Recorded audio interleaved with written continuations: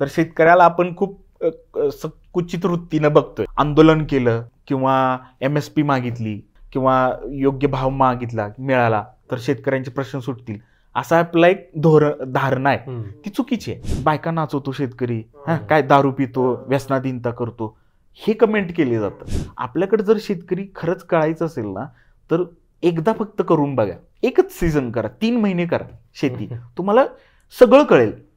आपला मोबाईलचा हप्ता सुद्धा त्याच्यापेक्षा जास्त असतो, पण त्यापेक्षा कमी किमतीच्या कर्जासाठी लोक आत्महत्या करतात, शेतकरी आत्महत्या करतात. पुनर्वसन इतकं शाश्वत झालं पाहिजे की कुणावर डिपेंड नाही राहिलं पाहिजे. शेतकरी ना, मला जगातला खूप सेल्फ रिस्पेक्ट असणारा, स्वतःबद्दल खूप रिस्पेक्ट करणारा व्यक्ती वाटतो. मग बाहेरनं काहीतरी आपण आणू आणि त्या भागाचा विकास करू असं नाही होणार.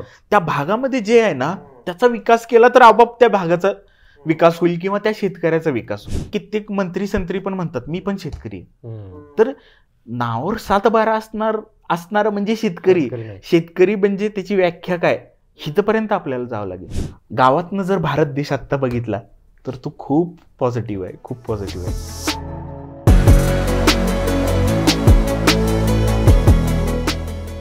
नमस्कार मित्रांनो आणि मैत्रिणींनो, रिअल किस्साच्या युट्यूब चॅनलवर मी पलाश तुम्हा सगळ्यांचं पुन्हा एकदा स्वागत करतो. आणि आम्ही ही जी पॉडकास्ट सिरीज सुरू केली, यातनं आम्ही खूप नवनवीन लोकांना भेटत असतो. त्यातनं आम्हाला खूप शिकायला मिळतं, आम्हाला नवीन गोष्टी ऐकायला मिळतात आणि त्याच माध्यमातून आम्ही त्या तुमच्यापर्यंत पोहोचवत असतो. आय होप की तुम्हा सगळ्यांना या नवीन गोष्टी ऐकायला, तो अनुभव ऐकायला आणि ज्ञान ग्रहण करायला आवडत असेल. आणि आवडत असेल तर प्लीज जरा सबस्क्राईब करत जा. बरीच लोक येत आहेत, त्यांना आवडते, प्रतिक्रिया येत आहेत, पण थोडंसं सबस्क्राईब केलं, लाईक केलं तर थोडा आमचा हुरूप वाढतो आणि असेच जरा नवनवीन एपिसोड आम्ही घेऊन येण्यासाठी जरा ऊर्जा मिळते, बाकी काही नाही. तर आजचा एपिसोड जो आहे ना, आत्ता जस्ट सुरू होण्याआधी आम्ही 15 मिनिटं पहिल्यांदा भेटलोय त्यांना प्रत्यक्ष, आणि आता थोड्याशा गप्पा मारल्या. आणि प्रचंड भारी माणूस आहे, अवलिया माणूस आहे. अवलिया यासाठी कारण की ज्या वयात तो माणूस जे काही काम करतोय ना, आणि ज्या वयात ते काम सुरू केलंय, त्याच्यामुळे खूप कुतूहल निर्माण झाले. म्हणजे वयाच्या 29व्या वर्षी UK गव्हर्नमेंटचा ग्लोबल चेवनिंग अवॉर्ड साठी त्यांची निवड झाली आणि भारतातले पहिले कृषी पदवीधर म्हणून ते तिथे रिप्रेझेंट करणार आहेत भारताला. त्यानंतर वयाच्या 20व्या वर्षीच जो विषय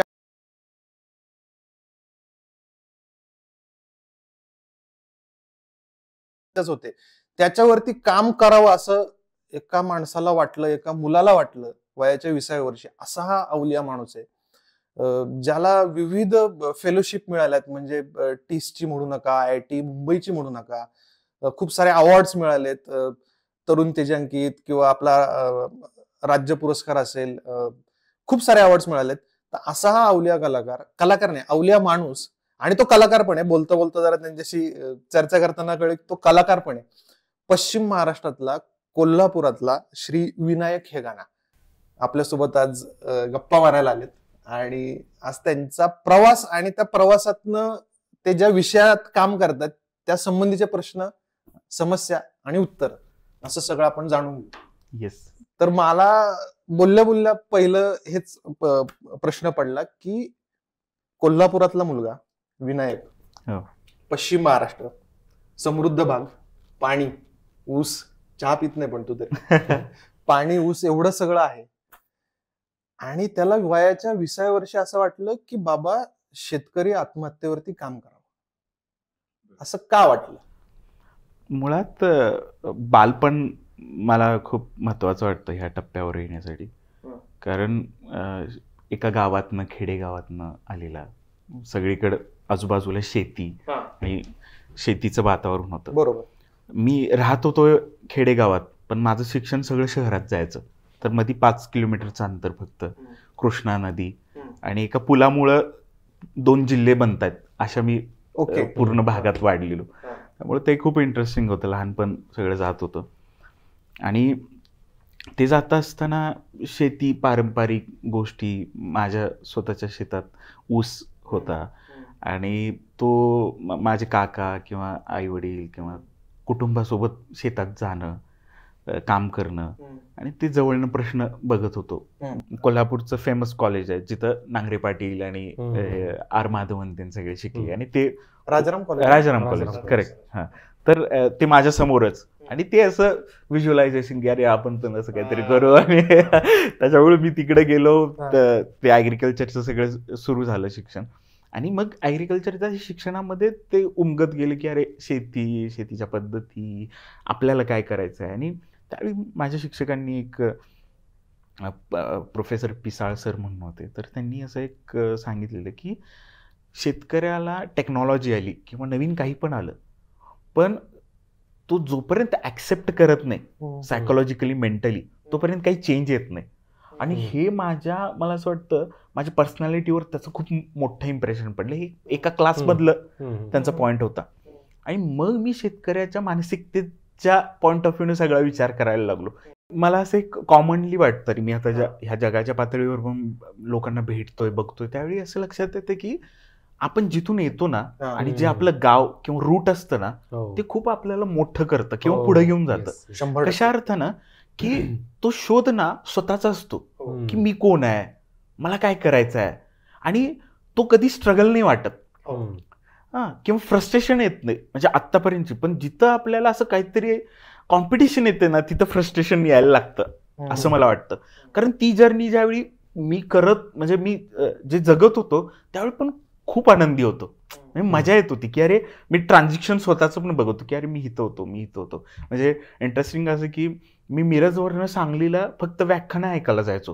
म्हणजे हे युट्यूब माध्यम तर मला ना वरदान वाटतं, कारण ज्या लोकांना ऐकायला मिळतं ना, ते ऐकण्यासाठी मी चालत 10 किलोमीटर गेलोय, आणि सायकलवरनं गेलोय.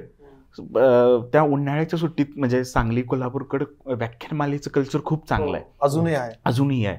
आणि सुट्टीच्या काळात, म्हणजे उन्हाळ्याची सुट्टी 1 महिना, ते खूप चांगलं आहे. आणि गाजलेली व्याख्यानमाला आहेत, ज्याला 100 वर्षाचं 50 वर्षाचं बॅकग्राऊंड आहे.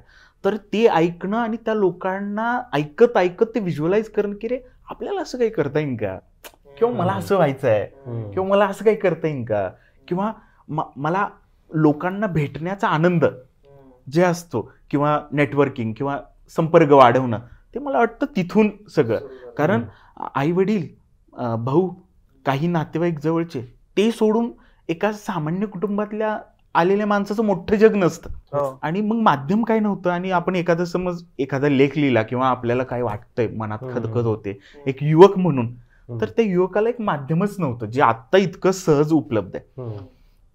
तर ते करत असताना मग त्यावेळी जो तो एरा होता, त्याच्यात शॉर्ट फिल्मचं, लघुपटाचं एक खूप मोठा क्रेज होती.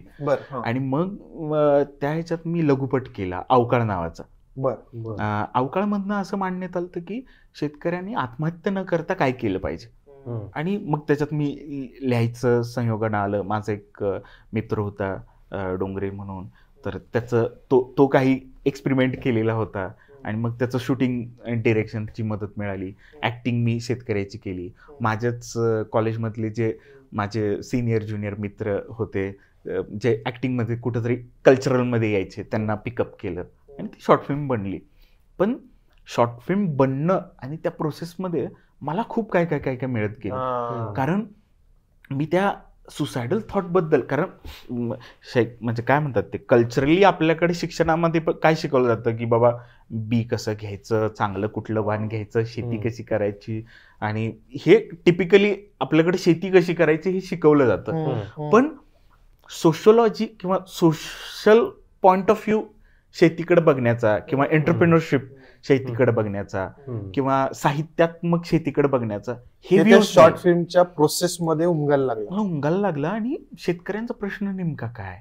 मग मी त्या ह्याच्यात आत्महत्या झालेल्या कुटुंबांना भेटलो, स्टोरी वाचल्या, आणि पेपरला तो 2014-15चा कालखंड होता की आपल्याकडे दुष्काळ खूप मोठा पडलेला, आणि दररोज पेपरला हेडलाईन असायच्या किंवा स्टोरीज यायच्या की शेतकऱ्यांच्या आत्महत्या होत आहेत. आणि प्रत्येकाची स्टोरी वाचताना एक कॉमननेस काहीतरी दिसायचा, किंवा एक वेगळेपण काहीतरी वेगळं दिसून यायचं. म्हणजे जसं आता मराठवाड्यातल्या शेतकऱ्यांचे प्रश्न वेगळे आहेत, विदर्भाचे थोडे वेगळे आहेत, खानदेशाचे थोडे वेगळे आहेत, पश्चिम महाराष्ट्रातल्या काही भागामध्ये, आता सांगली जिल्ह्यातल्या आटपाडी, कवटेमंकाळ ह्याच्यामध्ये पण काही घटना अशा घडतात. तर हे सगळं वाचत असताना, समजत असताना स्पर्धा परीक्षांच्या अभ्यासाचा तो जे बॅकग्राऊंड होतं, तर त्याच्यामुळं कन्स्ट्रक्टिव्ह थॉट प्रोसेस, कारण सिस्टीम माहित होती, तर ह्या प्रश्नाला सोडवता कसा येईल तिथून सुरुवात झाली. आणि मग मी एक ड्राफ्ट तयार केला, in zero budget zero farmer suicide. आणि तो घेऊन मग मी गावच्या सरपंचांपासून मुख्यमंत्र्यांपर्यंत सगळ्यांना भेटलो. त्याच्यामध्ये अधिकारी, मंत्री, संत्री, आमदार, खासदार सगळे. पण मला तो एक वर्षभराचा प्रोसेस होती. तर त्याच्यात असं लक्षात आलं की अरे कोणाला काही पडलंच नाहीये, कोण काही करतच नाहीये. आणि एक आपण प्रत्येक वेळी ते मला स्वतःची जबाबदारी अशी वाटते की कुठल्याही गोष्टीला आपण डिरेक्टली इनडिरेक्टली कारणीभूत आहे. मग ते इस्रायल मधलं युद्ध असो, त्याला पण आपण डिरेक्टली इनडिरेक्टली कारणीभूत आहे. तर मला ते खूप वाटत होतं की आपण जबाबदार आहे. म्हणलं आपण जगाकडे का म्हणतो की तू करावं, मुख्यमंत्री म्हणून तू करावं किंवा तू अधिकारी म्हणून तू करावं, मी का नाही. पण ज्यावेळी आपण ज्या बॅकग्राऊंड मधनं येतो, मला असं अजून तो सीन आठवतो. मी पहिल्यांदा ज्यावेळी मुंबईला त्यावेळेचे देवेंद्र फडणवीस मुख्यमंत्री होते, त्यांना भेटायला गेलो. त्यावेळी पैसे पण नसायचे, 200-300 रुपये. आणि 1,500 मेसचं महिन्याचं मागायचं. तर ह्याला कोल्हापूरवरनं गोकुळच्या दुधाच्या टँकर्स खूप जातात मुंबईला, त्याला हात करून गेलेलो काहीतरी 150 रुपये. आणि ते माझं पहिलं मुंबईत जाणं. आणि मंत्रालयात दिवसभर थांबून मग मी भेटलो, त्यांना ती निवेदन दिली. आणि मग CST वरनं मी जे हॉस्पिटलला, माझा तिथं एक क्लासमेट होता, त्याच्याकडे थांबायचं म्हणून चाललं. हा तर दिवसभर काय पोटात पण नव्हतं. म्हणजे मग तिथून जात असताना आपण गावाकडून आलेले, बसची वाट काय बघण्याचं पेशन्स आपल्याकडे नव्हते. थोडा वेळ वाट बघितला आणि मग मी चालत म्हणलं, विचारलं की इथून किती आहे, तर एक 10-15 मिनिटाच्या अंतरावरच आहे. तर मी चालत निघालो. तसंच एक मोठी काळी सॅक असायची, बॅग असायची, त्याच्यात माझं सगळं आयुष्य असायचं, कपडे आणि हे ते घेऊन चाललेलो मी. मी एका पुलावरनं जात होतो, तर ते अंतर जवळपास 10 किलोमीटरचं आहे. आणि मागून एक जण गाडीवरून 2 व्हीलरवरनं माणूस आला आणि त्यानं पुढे जाऊन एक अंतर थांबवली गाडी. आणि त्यानं काचेतून बघितलं की, आणि मी सेम अंतर आल्यानंतर त्यानं मला विचारलं की कुठं जायचं आहे. म्हटलं की असं असं जे हॉस्पिटल, बस मी सोडतो तुला. तर मला जरा खुश वाटली की अरे हा कोणतरी मिळालं. मी बसून टाकलो.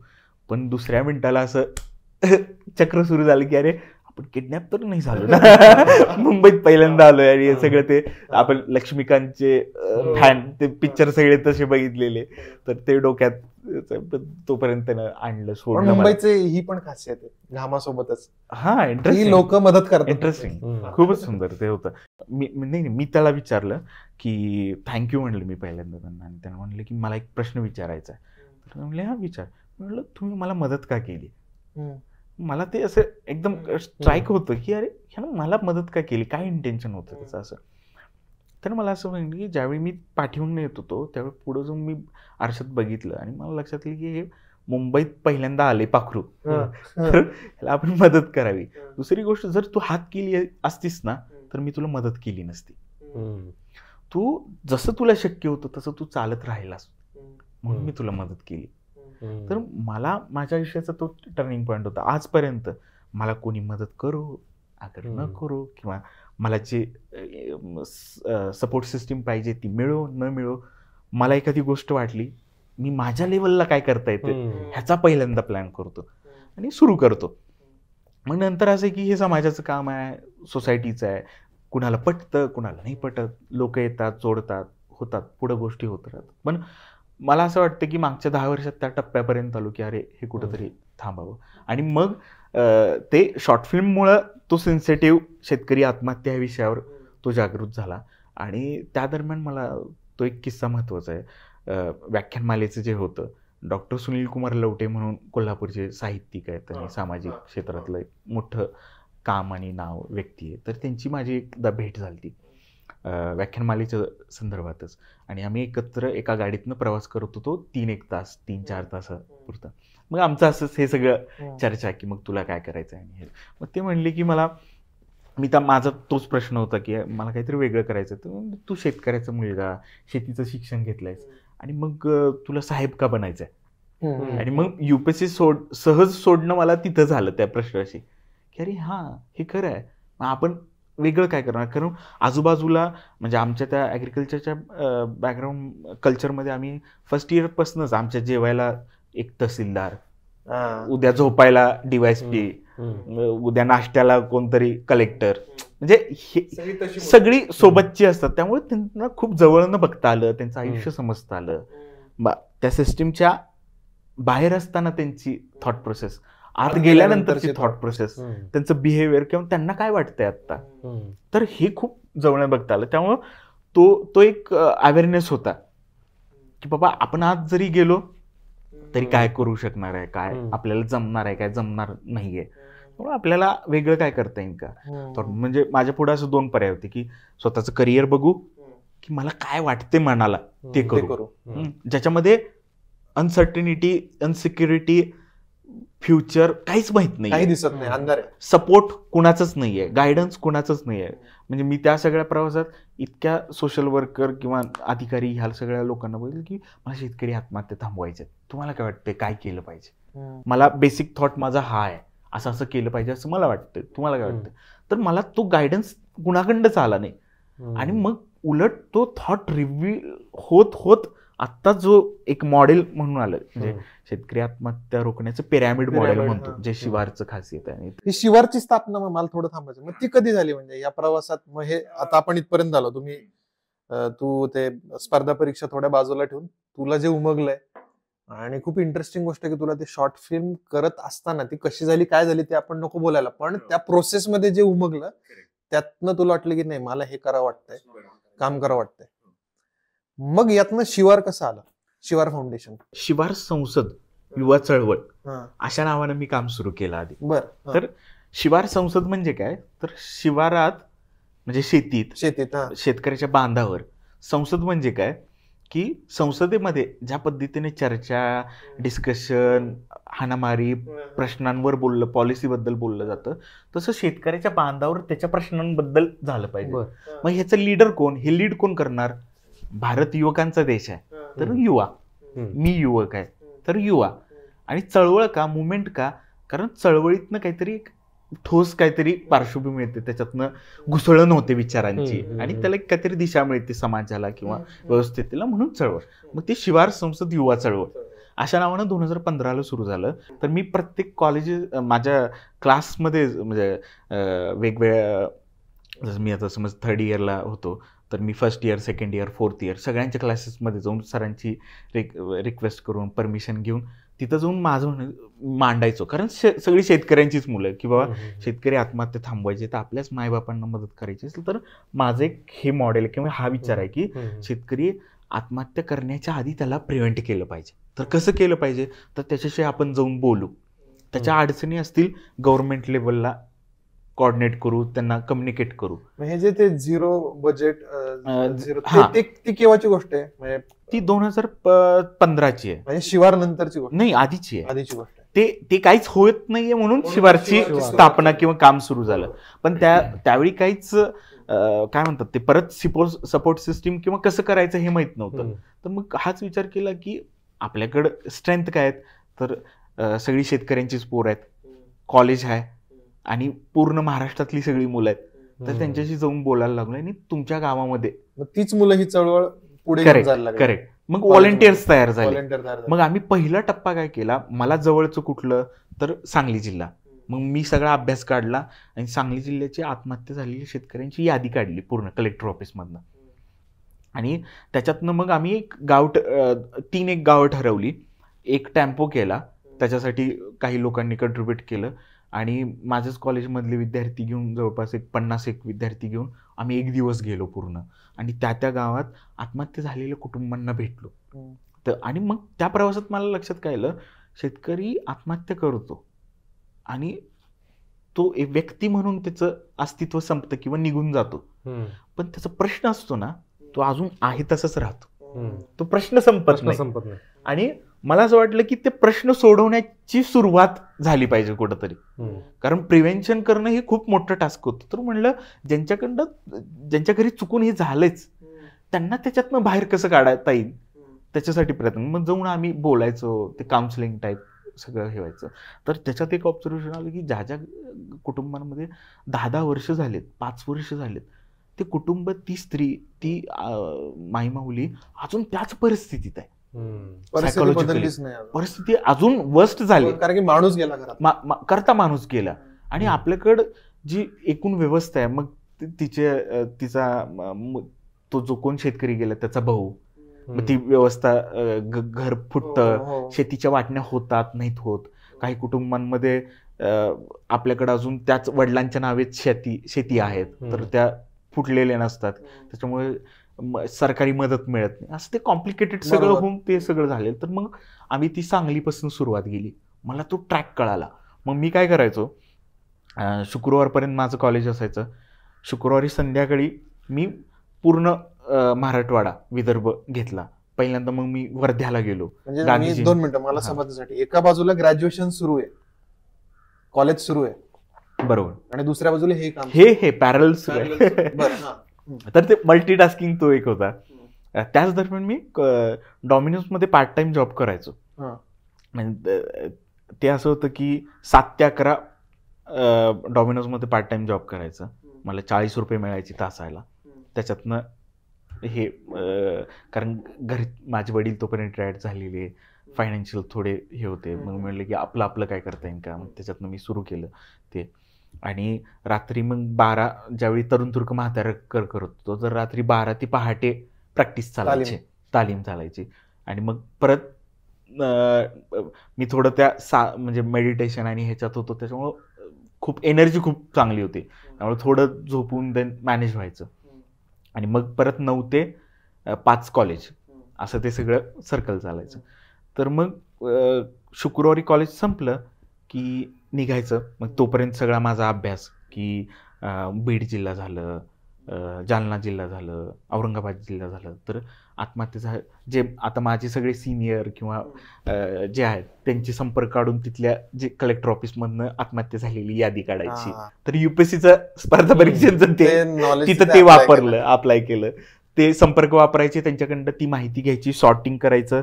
मग तिथं त्या गावात किंवा त्या तालुक्यात कोण अधिकारी आपल्या ओळखीचा आहे, त्याच्या थ्रू तिथपर्यंत पोहोचायचं, त्या कुटुंबांना भेटायचं, समजून घ्यायचं. हे 1 वर्ष करत होतो मी. शुक्रवारी निघायचं रात्री, शनिवार रविवार पूर्ण तिथं घालवायचा, रविवारी परत रात्री निघायचं. मग बस, ट्रेन, ट्रॅव्हल्स काही पण. सोमवारी सकाळी 9ला परत कॉलेज सुरू. असं 1 वर्ष करत होतो. आणि मग त्या दरम्यान हे खूप मला वेगवेगळ्या पॅटर्नमध्ये गोष्टी कळायला लागल्या, समजायला लागल्या. आणि मग मी कॉलेज माझं पासआउट व्हायला झालो. मी दुसऱ्या दिवशी मी बीडला गेलो आणि बीडमध्ये मग हेच काम सुरू केलं. तोपर्यंत तिथे ओळखी झाल्या होत्या, थोड्याफार ओळखी झाल्या. आणि पुण्यामध्ये फर्ग्युसन कॉलेज किंवा पुण्यातले काही कॉलेजेसमध्ये मी जाऊन टॉक द्यायचो. मग मला लक्षात आलं की पुणे हे मराठवाड्यात, विदर्भ, खानदेश याचं सगळं सोर्स इथं आहे, सगळे विद्यार्थी इथं येतो. तर त्यांना मग त्यांच्या गावामध्ये पोहोचवण्यासाठी काय करतात, मग व्हॉलेंटियर्स इथं सगळे बनवले वेगवेगळ्या. मग मी ज्या जिल्ह्यात जायचो ना, ह्या 1 वर्षाच्या ह्याच्यात मी व्हॉलेंटियर्स खूप तयार केले. म्हणजे जवळपास रजिस्टर्ड आमचे 3-1 व्हॉलेंटियर्स शिवारचे झालेले. आणि मग त्या व्हॉलेंटियर्सचं हे काय की तुमच्या गावात असं होऊ नये म्हणून काय करताय. मग त्याच्यामध्ये ती थॉट प्रोसेस आली. आणि मग मी उस्मानाबादला गेलो, 2016 असेल, मराठवाड्यात पहिलं. आणि ज्यावेळी मी उस्मानाबादला हे सगळं बघितलं, त्यावेळी असं लक्षात आलं की अरे इथं अजून काहीच काम झालेलं नाही. कारण पूर्ण महाराष्ट्र फिरून झालं. मी कोकणात पण का आत्महत्या होत नाहीत शेतकऱ्यांचा, ह्याचा पण अभ्यास केला. तर तो एक अप्रोच आल्यानंतर मला उस्मानाबादबद्दल असं खूप जवळीकता वाटली की अरे इथं आपण काम केलं पाहिजे. पण कोण मित्रमंडळी, नातेवाईक काही संबंध नव्हता, पण तिथंच काम करायचं ठरवलं. मग सुरुवातीचं काही 8-9 महिन्याचा काळ कठीण होता. राहायला जागा नव्हती किंवा सपोर्ट सिस्टीम कोण नसायची. मग ज्या गावात मी जायचो तिथं कोणी काय खायला दिलं, काय वडापाव हे ते, तर त्याच्यावर चालायचं. किंवा काही अधिकाऱ्यांना ट्युनिंग किंवा ओळख झालेली, मग ते थोडं मदत करायचे. आणि मग एक PI होते श्रीकांत वेणुगुरीकर, नंतर एक मनोज सानप म्हणून एक अधिकारी होते. तर त्यांनी जवळपास 2.5-1 वर्ष मला खूप त्यांनी साथ दिली. आणि शिवार हेल्पलाईन संकल्पना काय नक्की? त्याच्या आधी काय झालं, मग ही शिवार चळवळतेन सुरू सगळं होतं. मग 2017ला असं झालं की काम वाढायला लागलं, मला एक ट्यून लक्षात यायला लागली कामाची की कसं होतं, आणि मदत तर लागायची पण रजिस्टर्ड काहीच नव्हतं. मग शिवार फाउंडेशनची तिथं सुरुवात झाली, स्थापना झाली.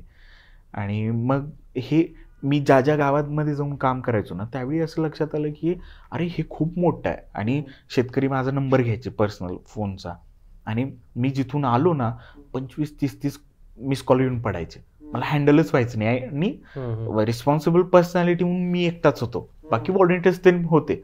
पण तो जो काय म्हणतात ती मॅच्युरिटी म्हणून किंवा त्या गोष्टीला समजून घेऊन टॅकल करण्याचं ते थोडं एक्सपर्ट लेवलला मीच होतो, कारण त्याच्यातनं काही कॉम्प्लिकेशन्स पण व्हायला नको त्याचं पण काळजी घ्यायला लागायची. आणि मग शिवार हेल्पलाईनचं क्लिक तिथं झालं. मी मन की बात एकदा ऐकत होतो ऍक्सिडेंटली, आणि त्याच्यामध्ये टेक्नॉलॉजीबद्दल बोलत होते मन की बातमध्ये. तर मग मला ते तिथं क्लिक झालं की आपण ह्या गोष्टीला टेक्नॉलॉजीच कसं कनेक्शन करतायत. मग शिवार हेल्पलाईन सगळं ते आलं की बाबा एक हेल्पलाईन सिस्टीम तयार करू, हेल्पलाईन नंबर करू, त्याच्यावर होईल. आणि जरी समजा उचलता नाही आला तरी तो रेकॉर्डेड राहील नंबर, परत त्याला रिटर्न करता येईल. किंवा व्हॉलंटियर्स टीमला कसं युटिलाइज करता येईल, कारण व्हॉलंटियर्स खूप होते. मग आम्ही 5 व्हॉलंटियर्स असे तगडे निवडले की जे रिस्पॉन्सिबल आहेत, आणि 5 नंबर दिले, आणि त्या 5 नंबरला सुरुवात झाली. मग शेतकरी मदत केंद्र म्हणून, मित्र केंद्र म्हणून आम्ही सुरू केलं. ज्याच्यातनं मित्र केंद्र म्हणजे काय की तुम्हाला काही शेतकऱ्यांना फोनवर बोलणं अडचणीचं जाते, तर समोरासमोर येऊन बोला, किंवा मग त्यांचं काउन्सिलिंग म्हणजे काय की आम्ही बेसिक टूल काय वापरलं, जसं माझं कुठलं मानसिक आरोग्य मेंटल हेल्थमधलं किंवा सायकोलॉजी बॅकग्राऊंड नाही आहे. मग हे करत असताना माझं व्ह्यू सायकोलॉजिकल होतं की आत्महत्या म्हणजे त्या प्रोसेसमध्ये असतानाच, त्या थॉटमध्येच असताना त्याला कसं वाचवतं. आधी ते विचारात थांबवलं पाहिजे, मग ते कृतीत. एक्झॅक्टली. कारण का आपल्याकडे काय होतं, शेतकरी ज्यावेळी आत्महत्या करतो त्याच्यानंतर बातमी येते त्याची, आणि त्या बातमीमध्ये सगळी त्याची कारणं लिहिलेली असतात, पण तू गेलेला असतो त्यावेळी कारण समजून काय उपयोग नाही. बैल गेला नाही झोपा केला ते करून. एक्झॅक्टली. तर ती कारणं म्हणजे एखादा शेतकरी अडचणीत असताना तसं कॉलम आला की बाबा ह्या शेतकऱ्याची ही अडचण आहे, तर त्याला वाचवणं किती सोपं आहे, पण ती शोधणं खूप अवघड आहे. मग हेल्पलाईन ते टूल होतं, ते आम्हाला शोधणं सोपं झालं. आणि मग हे पिरॅमिड मॉडेल नक्की काय की ज्यातनं शेतकऱ्यांच्या आत्महत्या रोखल्या, म्हणजे मी वाचत होतो तर जवळपास 200हून अधिक शेतकऱ्यांच्या आत्महत्या रोखण्यात यश आलंय प्रत्यक्ष 200. पिरॅमिड मॉडेल म्हणजे काय, आपल्याला शेतकऱ्यांची आत्महत्या झालीच नाही पाहिजे, 0. मग ते गावापासून तालुक्यापासून जिल्ह्यापर्यंत, आणि जिल्ह्यातनं पूर्ण महाराष्ट्र राज्य म्हणून. आणि हेच राज्याचं मॉडेल देशाने स्वीकारावं किंवा ते इम्प्लिमेंट व्हावं, कारण 14 राज्यात पण शेतकऱ्यांच्या आत्महत्या होतात भारतामध्ये, आणि महाराष्ट्र तर 14 जिल्ह्यात होतात. पिरॅमिड मॉडेल काय की आत्महत्या होऊच नये म्हणून पॉलिसी काय, तर शिवार हेल्पलाईन. आत्महत्या झालेल्या कुटुंबांच्यासाठी आपण त्यांना गव्हर्नमेंट 1 लाख रुपये देतं, त्याच्यातले 70,000 रुपये पोस्टामध्ये त्या घरातल्या छोट्यातल्या छोट्या व्यक्तीच्या नावे FD करून ठेवतं गव्हर्नमेंट, आणि 18 वर्ष झालं की ते 70,000 देतं. ओके. आणि 30,000 रुपये जे ते इमिजिएटली चेकद्वारे मिळतात. पण त्या 30,000 काय होतं, किंवा मधल्या काळात बऱ्याचशा सामाजिक संस्था किंवा सेलिब्रिटी लोक समोर आली मदतीच्या उद्देशानं, पण जी चेक वाटायला लागली किंवा आर्थिक मदत करायला लागली, पण आपण त्या कुटुंबाला दररोज 1 रुपये किंवा दररोज एक अमाऊंट रुपये बनवण्यासाठी त्यांना शाश्वत नाही बनवलं, स्वावलंबी नाही बनवलं, आपण डिपेंडंट बनवत गेलो. किंवा शासनाची पण एकूण जी सिस्टीम बघितली तर आपण त्यांना सस्टेनेबल नाही बनवत आहे. तर तो हा विचार होता की अशा सगळ्या कठीण काळातनं पण गेल्यावर त्या कुटुंबातली जी आता प्रमुख झालेली स्त्री आहे, तिच्या जगण्यावर तिच्या कुटुंबाचं, तिच्या मुलांचं शिक्षण, आरोग्य सगळं अवलंबून आहे, आयुष्य चालणार आहे, तर तिच्यासाठी काय महत्वाचं आहे, तर ते लाईव्हलीहूड मॉडेल आम्ही आणलं की शेळीच्या माध्यमातून. उस्मानाबादी शेळी फेमस आहे, तर मग त्या शेळीच्या संगोपनातनं काय आपल्याला जास्त वाढवता येईल, मग त्याला गव्हर्नमेंटचे काही सपोर्ट आहे, तर मग शेळी पालनाकडे त्या महिलांचा ओढ वाढवता येईल. मग शेळीच्या दुधावर काही प्रक्रिया करून मग आम्ही नवीन काही इनोव्हेटिव्ह प्रोडक्ट तयार करून त्यांना काही मदत करता येईल का, त्याचं ट्रेनिंग देता येईल का, असं तो एक प्रोजेक्ट केला. पण तो झाला प्रिव्हेन्शन रिहॅबिटेशन. आम्ही म्हणतो की पुनर्वसन इतकं शाश्वत झालं पाहिजे की कुणावर डिपेंड नाही राहिलं पाहिजे. म्हणजे त्यांच्या ज्या गरजा आहेत किंवा त्यांचे जे प्रश्न आहेत ते स्वतः सोडवतील इतकं त्यांना शाश्वत केलं पाहिजे. तो प्रश्न जो मगाशी बोललास तू की प्रश्न तसाच राहतो, तर तो प्रश्न हळूहळू सोडवत नेला पाहिजे. बरोबर तर उपयोगी आहे. बरोबर. आणि प्रश्न सोडवण्यासाठी आज शक्य आहे म्हणून अजिंक्य आला, पण प्रत्येक वेळी विनायकसाठी कोण वाट बघायची गरज नाही पडली पाहिजे. बरोबर. म्हणजे प्रत्येकाच्या आयुष्यात तो विनायक, तो अजिंक्य कसा बनेन, बरोबर, हे खूप महत्वाचं आहे. कारण अडचणी येत राहणार आहेत, प्रश्न येत राहणार आहेत, पण ते टूल त्यांना सोल्युशन टूल देईल काय देता येईल का, की अडचण आली तर उत्तर कसं शोधायचं, ना की उत्तर शोधण्यासाठी मग त्याच्यातनं आत्महत्येची 17 कारणं आहेत, त्या प्रमुख कारणामध्ये 2च कारणं आहेत. मला एक थोडं थांबवतो मी. मला असं विचारायचं होतं की तू म्हटलास महाराष्ट्रासह देशातील इतर 14 राज्यांतही आत्महत्या होतात शेतकऱ्यांच्या. तर इंटरनॅशनली पण असं बघण्यात आलं की बाकीच्या कुठल्या प्रदेशामध्ये शेतकऱ्यांच्या आत्महत्या होतात का? ग्लोबली पण शेतकऱ्यांच्या आत्महत्या होतात, पण आपण लोकसंख्येच्या ह्याच्यात 1 नंबरला आहे. तर संख्येच्या दृष्टीनं आपण 1 नंबरला जातो. त्याच्यामुळे आपली चर्चा खूप सगळीकडे होते. त्याच्यामुळे आपण भारत म्हणून, महाराष्ट्र म्हणून आपल्याला माहित आहे, पण बाहेरच्या देशांमध्ये पण शेतकऱ्यांच्या आत्महत्या होतात. आता मला जे हाताला लागले ते 42 देश आहेत. बरं. तर तिथं पण हेच प्रॉब्लेम आहेत, ह्या पद्धतीचेच आहेत, फक्त क्लायमेट वाईज, सिच्युएशन वाईज वेगळे असतील. पण आता मला जे हाताला एक फ्रेमवर्क सापडले तर ते तसंच आहे. मी तो फॉर्म्युला म्हणतो, तर तो फॉर्म्युला टाकला की मला लक्षात आलं की हे सेमच आहे. मग ही जी काही कारणं आहेत, ही कारणं पण सेम आहेत, फक्त त्याचं त्या देशाच्या कल्चरनुसार, क्लायमेटनुसार, भौगोलिक त्या गोष्टीनुसार हे बदलतं. थोडंसं रूप वेगळं आहे, पण सेम आहे. तर ही कारणं सगळी लक्षात आली आणि मग पुढचं मग त्याच्यातनंच अंधश्रद्धेकडे, अज्ञानातेकडे. आता अजून मराठवाड्यात तुम्ही गेला ना तर कलेक्टर ऑफिसमध्ये किंवा कुठल्याही शासकीय ऑफिस कार्यालयात पत्र लिहायचं असेल तर अजून 50 रुपये घेतले जातात. बर. तर इथून शेतकऱ्याची सुरुवात होते. म्हणजे एखादी तक्रार द्यायची असेल तरी आम्हाला काहीतरी कुणाला तरी द्यावं लागतं, मग आमची तक्रार कुठंतरी जाते. आणि मग ह्याच्यात काय लक्षात आलं की आत्महत्या करू शकतो असं शेतकरी, आत्महत्या झालेल्या कुटुंबातले आणि आत्महत्या करण्याच्या विचारात आहेत, म्हणजे आम्ही त्याला त्रस्त शेतकरी असं म्हणतो. तर असे शेतकरी हुडकून प्रत्येक गावातनं त्यांचं मेन काय, म्हणजे ज्यावेळी शेतकरी आत्महत्या आपण चर्चा करतो किंवा शेतकऱ्यांच्या परिस्थितीबद्दल बोलतो तर त्याच्यामध्ये पण भाग आहेत की खूप चांगला म्हणजे 10-15 एकरवाला, 50 एकरवाला शेतकरी, सदन शेतकरी म्हणतो आपण. एक झाला अल्पभूधारक शेतकरी आणि एक शेतकरी की ज्याचं पूर्ण उदरनिर्वाह त्या शेतीवरच आहे. मग आपण सगळ्या शेतकऱ्यांबद्दल नाही आहे बोलत, किंवा माझा सगळा सेन्स जो आहे तो शेतकऱ्यांबद्दल नाही आहे, आत्महत्या करण्याच्या परिस्थितीत असणाऱ्या शेतकऱ्यांबद्दल आहे. आणि तो जो वर्ग आहे आत्महत्याच्या प्रोसेसमध्ये जाणारा किंवा असणारा, तो वर्ग खूप चॅलेंजिंग आहे आणि त्याला कुठला आवाजच नाही आहे.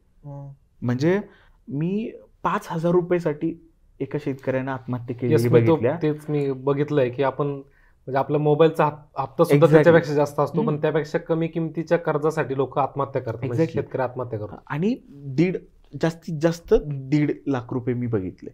तर मग हे जे नंबर बघितलं की मग हे का, मग ते शेतीचे प्रश्न आहेत का? नक्कीच आहेत. म्हणजे मला ह्या सगळ्या प्रोसेसमध्ये लक्षात असं आलं की ज्यावेळी त्याचं उदरनिर्वाहाचं मेन साधन शेती आहे आणि त्याच्यावर ज्यावेळी इम्पॅक्ट होतो, मग ती अवकाळी येते, दर मिळत नाही मालाला, किंवा अडीअडचणी येतात, किंवा त्याच्या कुटुंबामध्ये काहीतरी मुलीचं लग्न येतं किंवा लग्नासारखं काहीतरी येतं, हुंडा अजून आपल्याकडे संस्कृती आहे, किंवा आरोग्याच्या संदर्भात काहीतरी एखादं ऑपरेशन किंवा आजार घरात कुणाला कुटुंबाला, तर हे सगळे इम्पॅक्ट त्याला कव्हर करतात. आणि त्यावेळी जर इन्कम येत नसेल आणि हे 1 वर्ष, 2 वर्ष, 3 वर्ष, आपल्याकडे जर दुष्काळाचा पॅटर्न बघितला तर सलग 2 वर्ष दुष्काळ 1 वर्ष पाऊस किंवा थोडीफार पाण्याची चांगली परिस्थिती. आणि आता तर तो ओला असा- दुष्काळ सुरू झाला. आता ओला दुष्काळ त्याच्यात अजून मागच्या 10 वर्षात खूप वाढत चाललाय आणि हा पुढच्या 5 वर्षात हा खूप खूप अजून प्रॉब्लेमॅटिक होणार आहे. पण त्याच्यासाठी आपल्याकडे अजून प्लॅनिंग करताना दिसत नाहीये, उपाययोजना दिसत क्लायमेट चेंज नाहीये. आणि ग्लोबल वॉर्मिंगचा पण आपल्याला विचार Exactly. करावा लागणार आहे. एक्झॅक्टली, तो अजून होताना दिसत नाही. बरोबर. तर मग आम्ही त्याच्यात काय केलं की अशा शेतकऱ्यांच्यासाठी त्यांना आपल्याला इकॉनॉमिकली शाश्वत करता आलं. स्वावलंबी बनवायचं हा, शेतकऱ्यांना. तर ते कसं तर शेतीच हे त्याचं मेन आहे. तर शेती कशी करावी, कोरडवाहू शेतीमध्ये कशी करावी, आता त्याच्यामध्ये खूप संशोधन झाले, पण ते संशोधन शेतकऱ्याच्या बांधापर्यंत आलं नाही, ज्याला आम्ही कोरडवाहू शेती पद्धत म्हणतो. तर ते शेतकऱ्यांपर्यंत कसं देता येईल. मग 2.5 एकरचं आम्ही एक मॉडेल तयार केलं, ज्याच्यात मग त्याचं ट्रेनिंग देऊन त्यांना अवेअरनेस करता येईल आणि वर्षाला कमीत कमी बाबा 2.5-3 लाख रुपये माझ्या स्वतःच्या हिमतीवर मला ते साठवता येतील. मग कुठलंही क्लायमेट चेंज येऊ दे, कुठलंही अवकाळी येऊ दे, करोनासारखं महामारी येऊ दे, काही पण येऊ दे, पण मला एक सिक्युअर मनी राहील. आणि शेतकऱ्याला ना ते पाहिजे, शेतकऱ्याला दुसरं काय नको आहे. आणि शेतकऱ्याच्या मानसिक आरोग्याबद्दल पण आपल्याला एका पॉइंटला बोलायची, म्हणजे हे आपण जे सगळं बोलतो किंवा माझा जो व्ह्यू आहे तो त्याच्या मानसिक आरोग्य. मला हे वाटतं की शेतकरी आत्महत्या हे मूळ प्रश्न, तो इतरही त्याला कारण आहेत, पण सगळ्यात महत्वाचं कारण म्हणजे मानसिकता अशी असू शकते की माझ्यासोबत आता कोणीच नाहीये, ना सरकार आहे, ना समाज आहे, ना माझं कुटुंब आहे, आता कोणीच राहिलं नाही, आणि मग शेवटचा मार्ग तो आत्महत्या निवडतो. तर तो मुळात तो प्रश्न एक मानसिक पण आहे. मानसिक आहे, पण मला असं काय वाटतं की ज्यावेळी एक सामान्य व्यक्ती म्हणून पण आपल्यावर ज्यावेळी आपण एका इकॉनॉमिकल सिच्युएशन मधनं जातो किंवा आपल्या अस्तित्वावरच कुठंतरी दगा येते, त्याचा आपल्या मनावर पहिला परिणाम होतो. आणि मग मनानंतर त्याचा सामाजिक गोष्टीवर, मग त्याचं कुटुंब असेल, आजूबाजूचे नातेवाईक, रिलेशनशिप, संबंध, ह्या गोष्टीवर त्याचा इम्पॅक्ट होतो. म्हणजे it is a agriculture, psychological आणि सोशल. म्हणजे हा पहिला शेतीचा विषय आहे. ज्यावेळी शेती तो अडचणीत येतो ना, त्याच्या मनावर, त्याच्या मानसिकतेवर ताणतणाव, ह्या सगळ्या गोष्टी वाढतात आणि मग त्याच्या कुटुंब आणि सामाजिक सगळ्या व्यवस्थेवर येतं. आणि हे ज्यावेळी अनकंट्रोलेबल होतं, तो त्या गोष्टी आत्महत्येच्या मग तो निर्णयाकडे जायला लागतो. आणि ह्या अप्रोचनं आपल्याकडे बघितलं नाही जात. आपल्याकडे एक तर म्हणजे शेतकऱ्याला हमी भाव द्या, नाहीतर त्याला योग्य भाव द्या, पाण्याची सोय करा, त्याचे आपण काय शेती प्रश्न वरवरचाच बघतो, सॉल्व्ह करायला बघतो आपण, आणि त्याच्या मुळाशी नाही जात. ते जरी सॉल्व्ह झालं तरी अडचणीत असणारे शेतकरी, मग त्याला मानसिकरित्या किंवा त्याला सक्षम कसं बनवता येईल, आणि हे प्रश्न येत राहणार आहेत. म्हणजे हे आपल्या ज्योतिराव फुलेंनी शेतकऱ्याच्या आसूडमधनं लिहिलेलं आहे. म्हणजे आपल्याकडे हे रेफरन्सेस आहेत, त्याला एक इतिहास आहे या सगळ्या प्रश्नाला. म्हणजे शेतकऱ्यांचे प्रश्न 1800 मधून सुरुवात झाली, 1900 शतकात ते अजून प्रगल्भ अडचणीचे झाले. सगळ्या जाचानं, धर्म म्हणजे आपली जात व्यवस्था पण त्याला कारणीभूत होती, इंग्रजांचं जे वर्चस्व होतं ते होतं. आणि स्वातंत्र्यानंतर जी आपल्याकडे एकूण म्हणजे जी व्यवस्था किंवा ज्या पद्धतीनं सगळं होत गेलं, त्याच्यामध्ये खूप मोठा गॅप दिसला. आणि 80 नंतर जे आपलं जागतिकीकरण आणि ह्या सगळ्या गोष्टी आल्या, मग ह्या 90च्या काळात म्हणजे हे सगळ्या शेतकऱ्यांच्या आत्महत्या आणि हे प्रश्न समोर यायला लागले. शेतकरी त्यावेळी पण अडचणीत होता, पण तो स्वतःला संपवण्यापर्यंत जात नव्हता. पण ती जी स्वतःला संपवण्याची प्रोसेस आहे ना, ती खूप हे झाली. आणि ज्या आत्महत्या झालेल्या कुटुंबातल्या महिलांना किंवा कुटुंबांना मी भेटलोय ना, तर तो शेतकरी ना मला जगातला खूप सेल्फ रिस्पेक्ट असणारा, स्वतःबद्दल खूप रिस्पेक्ट करणारा व्यक्ती वाटतो. मी त्याच्याकडं एक म्हणजे असह्य नाही झालं म्हणून काहीतरी घेतलं, पर्याय निवडला असं नाही मला वाटलं. त्याच्याबद्दल मला खूप जाणीव, कारण त्याच्या शेवटच्या टप्प्यात जर त्याला कोणतरी सपोर्ट करणारं मिळालं असतं. कारण मी अशा शेतकऱ्यांना, कुटुंबांना भेटलो की शेतकरी कुठलाही आत्महत्या इमिजिएटली नाही करत. कमीत कमी 2.5-3 वर्षाची त्याची प्रोसेस आहे. आणि त्याच्या आजूबाजूच्या सगळ्या लोकांना माहित असतं की बाबा हा काहीतरी करणार आहे किंवा हा अडचणीत आहे. आणि इव्हन घरच्या कुटुंबांपासून लोक वैतागलेले असतात त्याचं हे दररोजचं ऐकून, त्याचं बोलणं ऐकून, त्याची परिस्थिती व्यवस्था बघून. त्या काळात पण ज्यावेळी त्याची जवळची माणसं तो जो मानतो, मग कुटुंब असेल, मित्रमंडळी असतील, नातेवाईक असतील, ते पण त्याच्या सोबत ज्यावेळी राहत नाहीत, तो जिथं खचतो तो त्याचा शेवटचा दिवस असतो. तर त्या पद्धतीने हे सगळं डेव्हलप होतं. म्हणून आम्ही मग प्रिव्हेन्शन, रिहॅबिलिटेशन आणि सस्टेनेबिलिटी म्हणतो आम्ही, की शाश्वतता. मग अशा शेतकऱ्यांना आम्ही ते शेतीचं मॉडेल त्यांचं ट्रेनिंग करून त्याच्यातनं हे पिरॅमिड मॉडेल आम्ही पुढे आलं. यात ते जे स्वावलंबी बनवणं किंवा यातनं ती उस्मानाबादी शेळी आणि मग त्याचे विविध सौंदर्य प्रसाधनाचे प्रोडक्ट्स हे कसं आलं त्यातनं, की जेणेकरून तिथल्या शेतकऱ्यांना काहीतरी पैसे मिळतील, म्हणजे जोडधंदा म्हणून. बरोबर. माझं हे ज्यावेळी मी हे सगळं सोशली, सामाजिक दृष्टीनं शिवार हेल्पलाईन हे प्रोजेक्ट किंवा हे मॉडेल घेऊन सगळीकडे जात होतो, आणि त्याची मग टीस असेल, IIT बॉम्बे, वेगवेगळ्या इन्क्युबेशन सेंटर्स, आणि ह्या लेवलला माझ्या प्रेझेंटेशन व्हायला लागली किंवा ओळख व्हायला लागली, मी मांडायला लागलो. आणि त्यावेळी माझ्या कानावर तो शब्द पडाला की सोशल सस्टेनेबिलिटी. तर ते किंवा सोशल एंटरप्रेन्युअरशिप हे जे होतं ते मला ट्यून करायला लागले की अरे आपण त्यांना थांबवू, त्यांना मदत करू, उभं करू, पण त्याच्यानंतर तो परत कधीच त्या परिस्थितीमध्ये नाही आला पाहिजे. तो परत कधीच आत्महत्येचा विचार नाही केला पाहिजे, किंवा जरी तो आला तरी तो त्याच्यातनं स्वतः कसं बाहेर पडेल ह्याच्यासाठी सस्टेनेबिलिटी कुठं आहे, शाश्वतता काय आहे, मग ते शाश्वततेचं काय आपल्याला मॉडेल देते, हा एक विचार होता.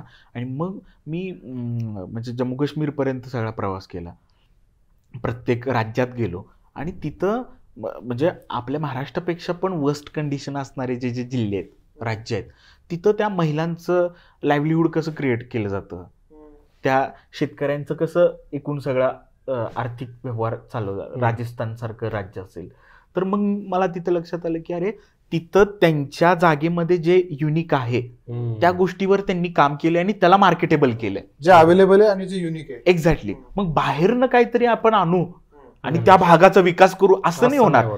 त्या भागामध्ये जे आहे ना त्याचा विकास केला तर आपोआप त्या भागाचा विकास होईल किंवा त्या शेतकऱ्याचा विकास होईल. माझ्या कोकणात काय पिकतं, काय मिळतं, पश्चिम महाराष्ट्रात काय, मराठवाड्यात काय. आणि हे पश्चिम महाराष्ट्रात हे चांगल्या पद्धतीने झालं. कोल्हापुरी चप्पल किंवा आमच्याकडं तांबडा पांढरा रस्ता, आणि हे म्हणजे खाद्य संस्कृतीपासून दररोजच्या वापरातली गोष्टी ह्या सगळ्यावर काम झालं. तसं ह्या भागांमध्ये कमी जास्त प्रमाणात दिसतंय. तर मग मी जिथं होतो तर त्याच नावानं प्रसिद्ध असणारी ग्लोबल नावाची शेळी, मग ही उस्मानाबादी शेळी, बरोबर, ती मला क्लिक झाली. आणि मग ऍग्रिकल्चरमध्ये शिकत असताना ते सगळं इकोसिस्टीम माहीतच होती, त्यामुळं उस्मानाबादी शेळीकडे मी त्या अँगलनं बघायला लागलो की अरे हिला कसं वेगळं करता येईल. आणि मग त्या दरम्यान बऱ्याच वाचन झालं, लेखन झालं. डॉक्टर रघुनाथ माशेलकर सरांची भेट झाली, त्यांनी मला गाईड केलं त्याच्यात, आणि तो पॉईंट मला क्लिक झाला. आणि त्याच्यातनं मग मी युनिक ह्याच्यात काय बघता येईल, मग ते शेळीचं दूध आणि असं ते प्रवास होता. मग मला त्याच्यातनं ते मॉडेल ह्याच्यासाठी पण भेटले की आत्महत्या झालेल्या कुटुंबांच्यासाठी पण, आणि जे आपण वाचवतोय हेल्पलाईनवर जे आम्हाला कॉल येतात किंवा जे त्रस्त शेतकरी आहेत, तर हे एक युनिक सगळ्यांच्यासाठीच मॉडेल होऊ शकतं असं. पण मग हे याला सरकारची मदत घेतली तर, किंवा तर हे जास्त लोकांपर्यंत किंवा व्यापक स्वरूपात अजूनही वाढवता येऊ शकतं? नक्कीच येऊ शकतं. फक्त ह्या मॉडेलला बघण्याचा दृष्टिकोन खूप कमी लोकांचा आहे. कारण जसं आधी आपण बोललो ना, तर शेतकऱ्याला आपण खूप कुचित वृत्तीनं बघतोय, लिमिटेड बघतोय.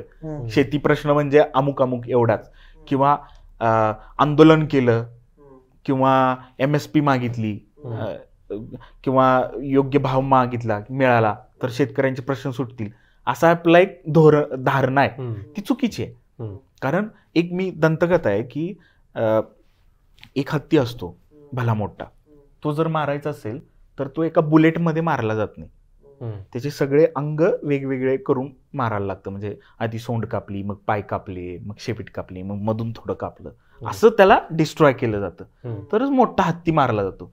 तसं शेती प्रश्न, शेतकरी आत्महत्या प्रश्न हा भला मोठा आहे, त्याचे वेगवेगळे अंग आहेत. मग तुम्ही अवेअरनेस करणं गरजेचं आहे. मग पाणी प्रश्नावर पण काम करणं गरजेचं आहे. तुम्ही शिवारचं मॉडेल पण आत्मसात करणं गरजेचं आहे. तुम्ही सरकारी पातळीवर पण वेगवेगळे निर्णय, पॉलिसी आणणं गरजेचं. तर हे कलेक्टिव्ह वर्क आहे. बरोबर. आणि ह्याच्यात कुठली विचारसरणी नाही आहे. म्हणजे डावे, उजवे, खालचे, वरचे, आजूबाजूचे सगळे एकत्र येऊन एका प्लॅटफॉर्मवर एका दिवशी ज्यावेळी काम करतील, त्यावेळी हा चुटकीसरशी प्रश्न सुटेल. पण आपण ज्या पद्धतीने ह्या प्रश्नाला डिवायडेड केले, जाती व्यवस्थेत डिवाइड केले, आपण विचारधारांमध्ये डिवाइड केले, आपण पक्षांमध्ये डिवाइड केले, ह्या प्रश्नाला आपण हत्तीला त्या प्रश्नाला फोडण्याऐवजी आपण उत्तरालाच फोडलोय. त्याच्यापासून आपण त्याच्यामुळे खूप लांब लांब चाललोय. आणि दुसरी गोष्ट काय, आता आपण हे सगळं बोलतोय किंवा आपल्या सगळ्या म्हणजे हे सगळे युट्यूबवर ज्यावेळी लोक ऐकतील त्यावेळी आपल्याला असे कॉमेंट पण येतील, किंवा मी ओव्हरऑल आता माझ्या 10 वर्षात जे कॉमेंट्स ऐकले, तर प्रत्येकाला वाटतं की मला शेती कळती, प्रत्येकाला वाटतं मी पण शेतकरीच आहे. म्हणजे आपल्याकडं काही मागचे तुम्ही बघितला तर कित्येक मंत्री संत्री पण म्हणतात मी पण शेतकरी आहे. तर नावावर 7-12 असणार म्हणजे शेतकरी. शेतकरी म्हणजे त्याची व्याख्या काय, हितपर्यंत आपल्याला जावं लागेल. त्याच्यामुळं ना शेतकरी आत्महत्या किंवा शेतकऱ्यांचा प्रश्न सगळ्यांना असा कॉमन झालाय किंवा दररोजचा झालाय, किंवा अरे काय रडता तुम्ही कायमचेच, असा झालाय. आत्महत्या बाबतीत तर त्याला तो जगाला नालायक होता, लायकच नव्हता, म्हणून त्याने आत्महत्या केली, हा एक व्ह्यू झालाय. कमेंट्स पण आले आहेत. एक्झॅक्टली. अजून काय होतं की काय बायका नाचवतो शेतकरी, काय दारू पितो, व्यसनाधीनता करतो, हे कमेंट केले जातं. मग आपली जर ही मानसिकता ह्या प्रश्नाकडे बघायची असेल, आपल्याकडे जर शेतकरी खरंच कळायचं असेल ना, तर एकदा फक्त करून बघा, एकच सीझन करा, 3 महिने करा शेती, तुम्हाला सगळं कळेल. तर तो खरं समाजाचा शेती प्रश्नाकडं अडचण काय माहितीये का, की प्रत्येकाला वाटतं की मला शेती कळते, मी पण शेतकरी आहे, मला पण माहित आहे. कारण जो अडचणीत आहे ना शेतकरी, त्याचं दुःख फक्त त्यालाच कळू शकतं. कारण तुम्ही एखाद्या उद्योगात दरवर्षी फेल जात असाल तर तुम्ही अजून 30 वर्ष ते करणार नाही. बरोबर. पण ते कोण करत असेल तो शेतकरी करतो. आणि कुठल्याही कठीण काळात तो शेती सोडत नाही. तो शेतीवर कर्ज काढेल, सावकाराकडं कर्ज घेईल, किंवा अजून नवीन आपल्याकडे व्यवस्था आले मायक्रो फायनान्सिंग, जी सावकारीपेक्षा पण वर्स्ट आहे, शेतकऱ्याला दररोज मारणारी आहे. जवळपास कमीत कमी 25% ते जास्तीत जास्त 45-35% मायक्रो फायनान्सिंगचे आहेत. आणि हे सगळे हे आहेत काय म्हणतात ते टर्म कंडिशनच्या, कुणाला काही कळत नाही. आणि सोपं झालंय, सोनं शेतकऱ्याकडे आहे, बायकोचं किंवा घरातलं ठेवणं, उचलणं. पण ही जी ह्याला कुठले रेग्युलेशन नाहीये, गव्हर्नमेंटचं धोरण नाहीये, आणि ह्याच्यातनं शेतकरी दिवसेंदिवस उलट आता जास्त गुंतत चाललाय. तर त्याच्यासाठी कुठलीच पॉलिसी नाही आपल्याकडे. मग आता शिवारचा सरकारसोबत काही संवाद आहे का? आम्ही प्रयत्न करतोय जिल्ह्याच्या पातळीवरून ते राज्याच्या पातळीवर. कमी जास्त प्रमाणात ऐकून घेतलं जातं. पण महत्वाचं असं आहे की जर बाहेरच्या देशातनं जर ह्या मॉडेलचं किंवा ह्या कामाचं दखल घेऊन त्यांच्या देशासाठी काय होऊ शकतं का, हे जर बाहेरच्या देशांना कळतंय, आणि ह्याचं कुठंही प्रमोशन न करता आम्ही, कारण मी कुठंही खूप ऍक्टिव्ह नाही आहे किंवा लिहिलं नाही आहे कुठं, तर हे ते जर शोधून काढू शकत असतील तर मग आपल्या देशाच्या, आपल्या राज्याच्या राज्यकर्त्यांना, पॉलिसी मेकरना हे थोडं समजून घेतलं. आणि मला हा कायम छळणारा प्रश्न आहे की शेतकरी आत्महत्या प्रश्न खरंच कोणाला संपवायचा आहे? नाही, फार चित्र थोडंसं डिप्रेसिंग आहे, कारण बाकीच्या फार घटना चालल्यात, बाकीच्या गोष्टींकडे राजकारण्यांचं लक्ष आहे, किंवा जे पॉलिसी मेकर्स आहे त्यांचं बाकीच्या गोष्टींकडे फार लक्ष आहे. जितकं इथल्या मूलभूत प्रश्नांकडे लक्ष पाहिजे तितकं नाहीये. बरोबर. थोडंसं डिप्रेसिंग वातावरण आहे, त्यात काही वाद नाही. पण त्याच्यातनं एक चांगलं असं पण आहे की आपल्या पद्धतीनं आपण मांडत राहणं. आणि म्हणजे ते तू जे मागाशी मुंबईचं उदाहरण दिलं तर तू चालत राहा, मदत येत राहील, तेच आहे महत्वाचं. हे बाहेरचा देश युके गव्हर्नमेंटला कसं सुगावं लागलं की बाबा हे एक मॉडेल आहे, विनायक असं काम करतोय.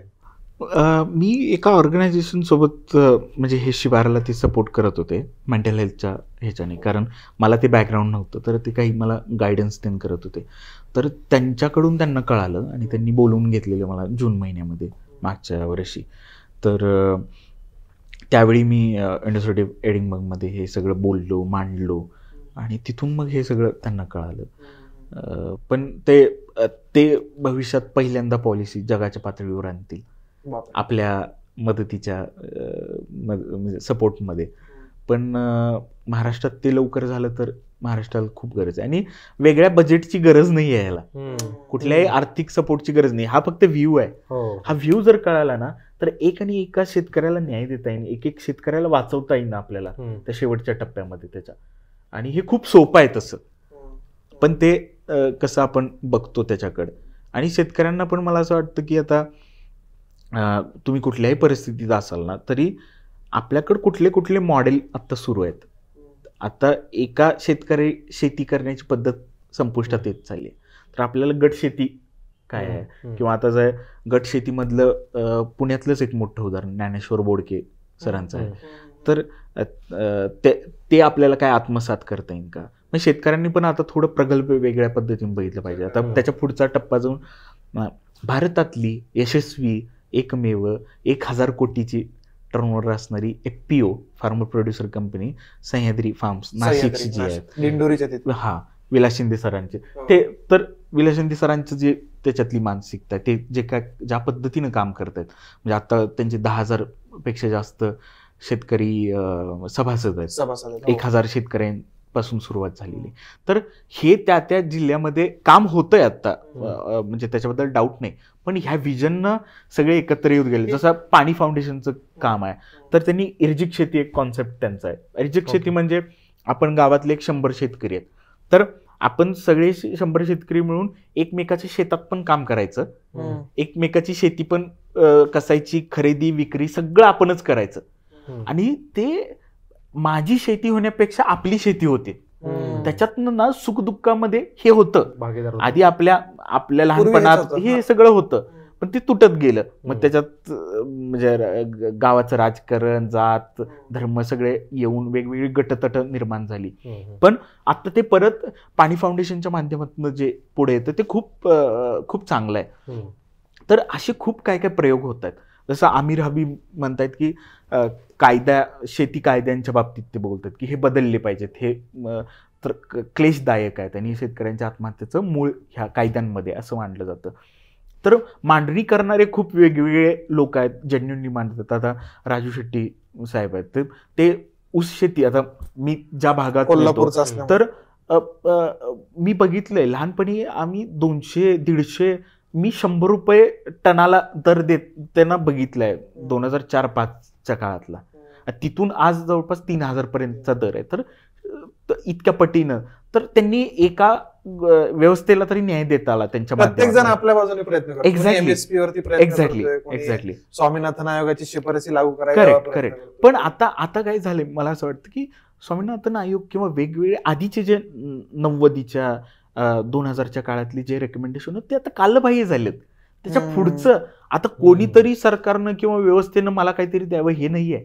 तर ह्या जे गटशेतीचं आहे, FPOचं उदाहरण आहे, त्या गोष्टी सोशल एंटरप्रेन्योरशिप तुझे बोलला, सोशल शेतीचं मॉडेल सस्टेनेबल कसं करता येईल त्यावर जास्तीत जास्त काम करण्याची गरज आहे. आता स्टार्टअप इंडियाचं खूप चांगलं उदाहरण आहे की भारतामध्ये तुझ्या माझ्या जनरेशनची 3500 मुलं ऍग्रिकल्चरचे स्टार्टअप तयार केले. आणि भविष्यात शेतीचे प्रश्न कोण सोडवणार आहेत, तर स्टार्टअप सोडवणार आहेत, टेक्नॉलॉजी सोडवणार आहे, इनोव्हेशन सोडवणार आहे. आणि ही जी सिस्टीम 15 मध्ये काहीच नव्हतं आपल्याकडं, 17-18 नंतर जे झाले ते 5-6 वर्षात ज्या पद्धतीनं झाले ते खूप खूप प्रेरणादायी आहे, आश्वासक आहे. आता स्पर्धा परीक्षेमधून तरुण जी मुलं येत आहेत ती खूप इनोव्हेटिव्ह आहेत आणि सेल्फ मोटिवेटेड आहेत. तर ह्यांचं शरद जोशींनी जे काही सगळं काम करून लिहून ठेवून गेले, ठेवलंय. हो. तर शेतीच्या प्रत्येक प्रश्नाला त्या माणसानं पॉलिसी दिली आहे. त्यामुळं आपल्याकडं वेगवेगळ्या सगळ्या क्षेत्रामध्ये सगळ्यांनी काम केलंय. शिवारचं मॉडेल हे आत्महत्या पूर्ण थांबवायचं मॉडेल आहे. म्हणजे असे आता चळवळ म्हणजे आंदोलनाच्या बाबतीत माझी काही वेगळी मत आहेत. ती म्हणजे अशी आहेत की समजा कायद्याच्या बाबतीत किंवा तुम्ही ऊस आंदोलनाच्या बाबतीत किंवा वेगवेगळे आंदोलनं तुम्ही महाराष्ट्रातली सगळी घेतली, कांदा झालं, आता दुधाचं आंदोलन सुरू. दुधाचं आंदोलन आहे तसं. तर तुम्ही मागचे 50 वर्ष घ्या, किती आंदोलनातनं किती यश आलं ह्याचा जर एक क्रॉस सेक्शन घेतलं तर यश खूप कमी प्रमाणात आहे. मग आत्ता आंदोलनाचा काळ आहे का म्हणला तर आहे, म्हणला तर नाही आहे. पण त्याला जर टेक्नॉलॉजीची साथ दिली, त्याला जर इनोव्हेशन दिलं किंवा त्याला जर पॉलिसी दिली किंवा त्याच्यावर जर संघटन दिलं तर हेच मग ज्ञानेश्वर बोडकेंचं उदाहरण असेल, सह्याद्रीचं उदाहरण असेल, राजू शेट्टींचं उदाहरण असेल, स्वामीनाथ आपल्या ह्यांचं शरद जोशींचं उदाहरण असेल किंवा शिवारचं मॉडेल असेल, हे सगळे रिप्रेझेंटेटिव्ह मॉडेल आहेत. मग मला असं वाटतं की त्यावेळी ते मॉडेल आता समजा दुधाचा प्रश्न आहे तर सहकारी चळवळी आलेत, पण शेतकऱ्यांनी ठरवलं की बाबा आम्हाला सहकार पण नको आणि आम्हाला काही आमचं काहीतरी उभं करू. सह्याद्रीचं मॉडेल आहे, शेतकऱ्यांनी स्वतः येऊन उभं केलं. प्रश्न हे होतं ते सोपं नाही किंवा अडचणीचं आहे का आहे, पण ज्या पद्धतीनं वर्गीस कुरियन सारखा माणूस स्वातंत्र्याच्या आधी येतो, ज्याला शेतीचा श पण माहित नव्हता, तो माणूस येतो आणि अमूल सारखी एक इकोसिस्टीम उभी करतो जी 75 वर्षानंतर पण शाश्वत आहे, सस्टेनेबल आहे. तर अशी रोपं आपल्याला गावातनं किंवा शेतकऱ्यांचीच मुलं म्हणून किंवा युवक म्हणून आपल्याला का बघता येऊ नयेत, किंवा जी आता आपल्या जनरेशनला आपण डॉक्टर इंजिनियर सगळं शिकलो तर त्या शेतीमध्ये आपल्याला ती फील्ड कसं इंट्रोड्यूस करता येईल, ती टेक्नॉलॉजी कशी करता येईल. तर हे खूप आश्वासक वाटते मला. शिवारकडनं असं काही सुरू आहे का की सोशल एंटरप्रेन्योरशिपसाठी मार्गदर्शन किंवा त्यांना मदत, मुलांना ज्यांना करायचंय काहीतरी? मी आता इंडिव्हिज्युअल लेवलला करतोय. म्हणजे मी असं टास्क ठरवलंय की पुढच्या 10 वर्षात 30 अशा मुलांना उभं करायचं की शेतकऱ्यांचे जे प्रश्न मी नोट डाऊन केले तर त्या एक प्रश्नांवर ते काम करतील. तर मी त्याला हातभार तर मी म्हणजे माझं असं एक व्हिज्युअलायझेशन आहे की बाबा भारतातली अशी ते 30 मुलं असतील की भविष्यातले शेतकऱ्यांचे ते सगळे प्रश्न ही 30 लोक सोडवतील. सुपर 30. तर ते एक विजन आहे आणि तसं मी माझ्या वैयक्तिक पातळीवर आत्ता करतोय. पण आत्ता शिवारचं जर पुढच्या 5 वर्षाचा कालखंड बघितला तर आम्ही ते पॉलिसी लेवलवर जास्त बघतोय. थोडंसं जे उस्मानाबादी शेळीपासून वेगळे तुम्ही प्रोडक्ट्स तयार केले आणि त्याचं मार्केटिंग केलं, त्या प्रवासाबद्दल पण थोडंसं सांग. म्हणजे बाकीच्या तरुणांना सुद्धा ते मार्गदर्शन मिळेल की एखादा सस्टेनेबल व्यवसाय कसा उभा करायचा. मला असं वाटतं की तुमच्या गावामध्ये, तुमच्या तालुक्यामध्ये, तुमच्या जिल्ह्यामध्ये किंवा तुमच्या स्वतःच्या शेतीमध्ये जे काय आहे त्या गोष्टीकडे वेगळ्या पद्धतीनं काय बघता येईल ते बघायला जर तुम्हाला सुरुवात झाली तर मग तुम्ही गुगलला जाऊन तुम्ही स्टार्टअप, नंतर इन्क्युबेशन सेंटर, तुमच्या प्रत्येक जिल्ह्यात आता इन्क्युबेशन सेंटर आहेत, तर त्यांची जाऊन मदत घेऊ शकता. आता ऊस आहे तुमच्या शेतात, तर त्या ऊसापासनं रस बनवून साखर बनवणं ही कॉमन प्रोसेस झाली. पण त्या ऊसाच्या रसापासनं मी असं काही मेडिसिन तयार करता येईल का ज्याच्यामुळे माझं मुळव्याध जाईल? कारण ऊस हिट वाढवतं. मुळव्याधीचं मेन कारण पण ऊसापासून सुरू होतं. तर मला असं वेगळं आउट ऑफ द थिंकिंग काय करता येईल का? तर मला वाटतं ते आहे व्हॅल्यू ॲडिशन कशी करता. व्हॅल्यू ॲडिशन अवेलेबल आहे त्यात व्हॅल्यू ॲडिशन आणि प्रोसेसिंग. आणि व्हॅल्यू ॲडिशन म्हणण्यापेक्षा ना इनोव्हेशन, की क्रिटिकल थिंकिंग कसं विचार करता येईल. आणि खूप खूप सक्सेस स्टोरीज आहेत. तुम्ही गुगलवर जाऊन नुसतं गुगल करा, तुम्हाला खूप इनोव्हेटिव्ह माइंडेड भेटतील आणि काम चांगलं करतायत असं मला वाटतं. फक्त ज्यावेळी शेतकरी आत्महत्या म्हणून प्रश्न येतो त्याच्याकडं आपल्याला तो सोडवण्यासाठी एकत्र येऊन मग सगळेच ॲक्टिव्हिस्ट असतील, सोशल वर्कर्स असतील, पॉलिसी मेकर्स असतील, राजकारणी, सगळ्यांनी एकदा एका प्लॅटफॉर्मवर येऊन हे करणं गरजेचं आहे. आणि जर शेतकऱ्याला जर काही जणांचं कॉमन मत असतं शेतकऱ्याला फक्त तुम्ही किंमत द्या, मालाला किंमत द्या, त्याला कुणाची मदतीची गरज नाही, तर हे आजच्या डेटला खरं नाहीये. तुम्ही आज तुम्ही किंमत द्याल, उद्या अवकाळी पडली, सगळं धुवून गेलं, तुम्ही काय करणार आहे? तर त्याच्यासाठीची उत्तर कुठे आहेत आपल्याकडे? मग त्याची उत्तर कुठली गव्हर्नमेंट पॉलिसी देऊ शकत नाही, तिथं संघटन देऊ शकतं. तिथं एफपीओ सारखं मॉडेल, तिथं गट शेती सारखं मॉडेल. तर तुम्ही अडचणीत असण्यापासून तुम्ही चांगल्या दिवसात असण्यापर्यंत प्रत्येक घटकामध्ये तुम्ही शेतकरी म्हणून कुठं होऊ शकता, ते खूप महत्त्वाचं. आपल्याकडे जे प्रश्न आत्ताचे त्याला उत्तर कालचं आहे, ऍक्च्युली असं असायला पाहिजे की जो आजचा प्रश्न त्याला उत्तर उद्याचं असलं पाहिजे. बरोबर. 20 वर्षानंतरचा विचार करून आपण प्रश्न सोडवला पाहिजे, तर तसं होत नाही. करेक्ट. आता बाहेरच्या देशांचं जर उदाहरण घेतलं तर तसं कुतूहल असतं की बाबा इस्रायलमध्ये काय शेती केली जाते, म्हणजे काय त्यांची एक एक संत्री, म्हणजे आपल्या 4 संत्री एकत्र गेलं तर एक एवढी मोठी संत्री आणि त्यांचा ऊस आणि सगळंच. की जिथे तसं पाहिलं तर इथे काही पिकेल की नाही अशी जमीन आहे त्यांची इस्रायलची. पण तंत्रज्ञान आणि हे सगळं वापरून तर अजूनही म्हणजे आखाती देश असतील किंवा आफ्रिकन कंट्रीज असतील, तर आता तू बघतोय फिरतोय तर महाराष्ट्रातला किंवा भारतातला शेतकरी आणि बाहेरचा शेतकरी यांच्यात काहीतरी तर कॉमन मुद्दे असतील की ज्याच्यामुळे तो त्रस्त आहे. म्हणजे काही असू शकतात, कदाचित पॉलिसीज असू शकतील, वातावरण, हवामान, भौगोलिक, काही म्हणजे असं काही तुला वाटतं की ह्या 2-3 खूप कॉमन आहे जगाच्या पातळीवर? एक म्हणजे राजकारण पहिलं मला खूप महत्वाचं वाटतं, आणि दुसरं म्हणजे मानसिकता. ओके. तर ह्या सगळ्या गोष्टीचं खेळ इथून सुरुवात होतो असं मला वाटतं. कारण जागतिक पातळीवर पण राजकीय परिस्थिती किंवा पॉलिसी मेकिंग, धोरणात्मक गोष्टी ह्या चांगल्या, खूप चांगल्या आणि खूप वाईट अशा 2 स्तरावर आहेतच, विभागलेले आहेत. पण मानसिकता असं की मला जर म्हणजे माझ्या आयुष्यात शेतकरी म्हणून काही गोष्टी चुकीच्या चालल्यात, तर मग जसं आता मी इंटरेस्टिंग हे सांगतो की एक डेलिगेट आलं होतं UK गव्हर्नमेंटचं महाराष्ट्रामध्ये, आणि तुम्ही UKला त्यांनी गेला तर इतकं स्वच्छ हवा आणि इतकं सुंदर सगळं असतं, तर आपल्याकडे इकडं आल्यानंतर ते सगळे आजारी पडले. आणि ते मला एक अधिकारी असं शेअर करत होते की आम्ही रस्त्यावरनं जाताना पण आम्हाला ते धुळीचं फील होत होतं आणि इतका श्वास घ्यायला पण त्रास होत होता. तर मला हे लक्षात आलं की तुमच्यावर अन्याय होतोय, जर तुम्हाला ते एवढं युज टू झालं ना, माझ्यावर अन्याय होतोय हे पण कळत नाही,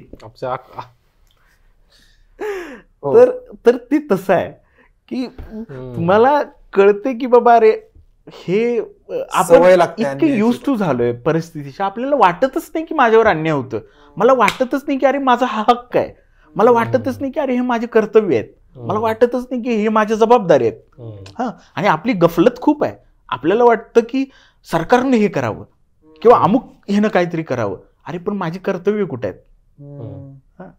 तर आपण कर्तव्यांना पण हरवलोय आणि मग आपण म्हणतो की त्यांची जबाबदारी आहे. तर ते जो कॉन्फ्लिक्ट आहे त्याचा पण सामान्य माणूस म्हणून पण विचार केला पाहिजे. आणि आता एक म्हणजे तुम्ही गावातनं जर भारत देश आत्ता बघितला तर तो खूप पॉझिटिव्ह आहे, खूप पॉझिटिव्ह आहे. पुढच्या 10 वर्षात जे मिरॅकल्स भारतात होतील, स्पेशली शेती आणि ग्रामीण भागामध्ये, ते खूप हे असतील.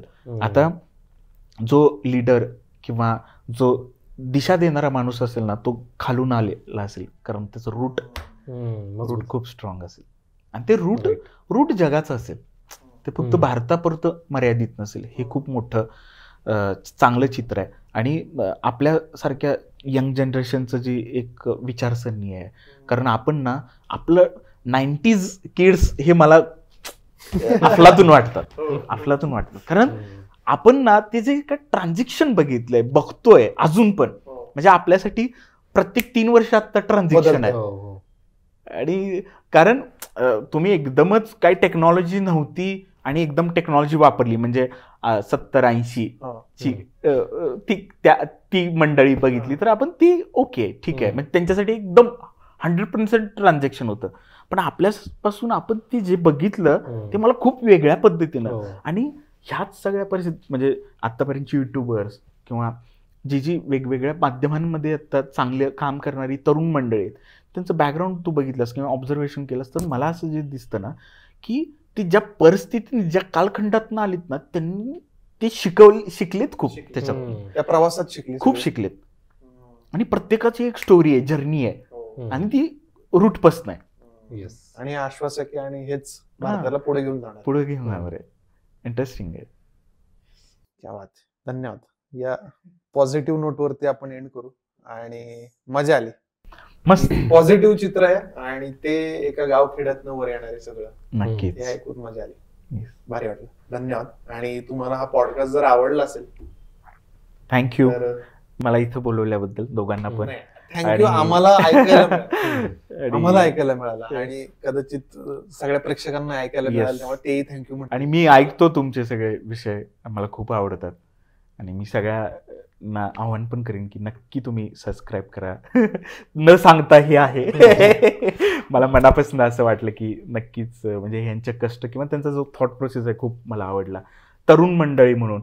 आणि मला शेवटचा नोटला हे की आपण एका जनरेशनचे आहोतच, पण मला असं वाटतं की आपण 50शीत जाऊन 30शीचं बद्दल गायडन्स किंवा बोलण्यापेक्षा आपण 30शीत राहून 20शीच्या लोकांना 30शीत पर्यंत काय चुका होणार नाहीत हे खूप गरजेचं आहे. आता मी जे फील करतोय ना तर ते खूप महत्वाचं वाटतंय, कारण त्याचा फील सेम आहे आणि ते एका चांगल्या जवळच्या मित्रानं सांगितल्याचा जो फील आहे तर तो खूप महत्वाचा वाटतो. थँक्यू. Thank you so much.